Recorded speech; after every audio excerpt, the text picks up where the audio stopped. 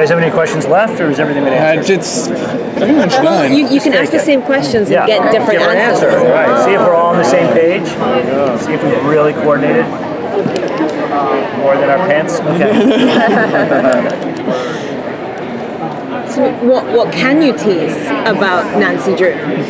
What can we tease? About what's going to happen? Yeah, give us the ending right now. Yeah, okay. You want the end of season 2? So the finale, yeah.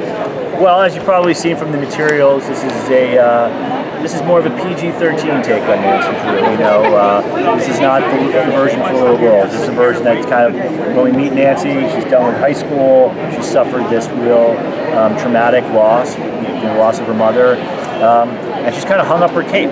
She was this girl detective, and when her mom died, it was a mystery she couldn't solve. And so when we start the story, she's at a real emotional crossroads, and it's really about, will she come back into her power, and will she embrace being Nancy Drew? Spoiler alert, what do she you will. think the answer is? We're talking about the supernatural side? Yeah, and then in the first episode, we see kind of 2 juicy murder mysteries that end up on Nancy's plate. One that happens in the past and one that happens in the present, and it seems like they might be connected. So she's going to be down the rabbit hole looking for answers about that. And the supernatural element that we added to the show is something that exists in the books, but it's sort of like you think it might be supernatural, but probably isn't, and it never is. But until that moment that you discover that it's not, it's very exciting. So we decided to embrace that and actually bring ghosts and people speaking to us from the beyond into our show. Are those real ghosts, or are we going to discover at the end of the show that it was not Old Man Johnson wearing the ghost mask? No Scooby-Doo. Yeah, exactly. The supernatural is real. Horseshoe Bay is haunted, and some of the spirits are angry. So just on Nancy Drew and not being able to figure out her mother's mystery, is this something that will play in later episodes? Will she, is she going to keep looking into that? Into her mother's death? Yeah. Well, I think her mother's death is unfortunately a mystery it's not a mystery. Science, that her mom passed away of cancer, but there's a larger kind of family story. At the end of the pilot, all of a sudden she realizes that maybe her parents' hands weren't so clean after all, and what is their connection to this murder that happened in the past, or this death that happened in the past. So it's very personal to her, and sometimes you look for answers, you don't like what you're going to find. That's something that she's going to be wrestling with.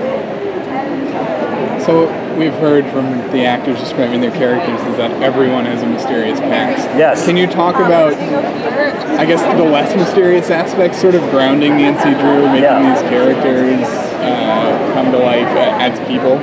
Yeah, I think you want to start with a grounded story, and then as the show goes on, obviously you can start to get more heightened in what's happening. But nonetheless, everybody does come in with some secrets.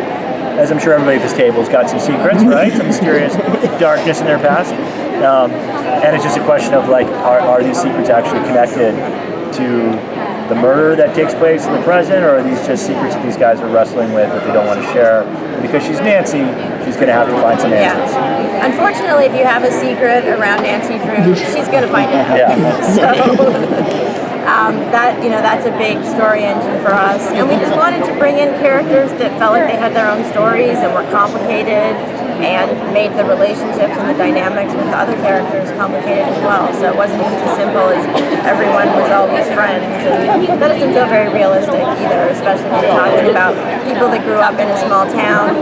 And Nancy with the expectation that she would have left town to go off to college with her group of more affluent, more ambitious friends, and instead she's stuck in town with other people whose dreams are not exactly working out, and they become her new heroes. Nancy has been an inspiration for so many female characters on TV. There is Veronica Mars, Betty Cooper from Riverdale. For this version of Nancy Drew, did you draw your inspiration from some of those characters?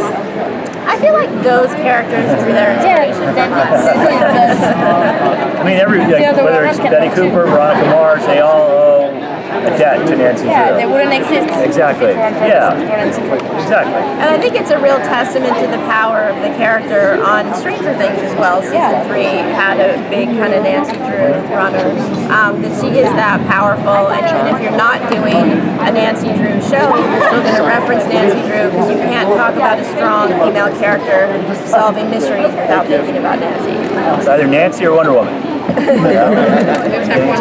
So how do you manage to stay different to all the iterations of Nancy Drew, but also, you know, Veronica Mars? And how do you manage to do something refreshing, new, exciting, with apart from the supernatural element to it? Well, we do want to, again, we have an homage to the show from the 70s, you know, with Pamela Sue Martin making an appearance in the first episode of Nancy, but then obviously we were saying, have this one skew a little bit older, much darker, grittier, and really embracing that supernatural story. I think that's really going to set it apart from all the other iterations of Nancy Drew that have been out there. I have a question about how does this show relate to like society as of today? Like you said, it's modernized. You were sitting on this quite. You were waiting to go deep on the last question. Okay, I was waiting to talk to you guys about it. Yeah. So how does it relate to today's society as far as like technology, you know, with cell phones and that kind of thing, and modernizing the series? Like, yeah, I mean, you have to embrace that. I mean, those are devices that are out there that are helpful to Nancy, and you can't. You know, back in the day, you'd have to walk around with a magnifying glass and a flashlight, and that was kind of all you had. So I think it does incorporate, you know, it feels very, very contemporary, and that was the other way we wanted to set it apart from previous iterations as well. Yeah, technology, the diversity of the characters, some of the social issues that they're going to come up against. We wanted it to feel very of this world. As the original books in the 30s and then the reissues in the 50s and 60s felt forward to the times that they were in, we wanted to do the same thing with our own time. Yeah, Nancy's always been forward-thinking heroine. But we do have the Blue Roadster. Gotta have that. Thanks, guys. Thank you. Thank you.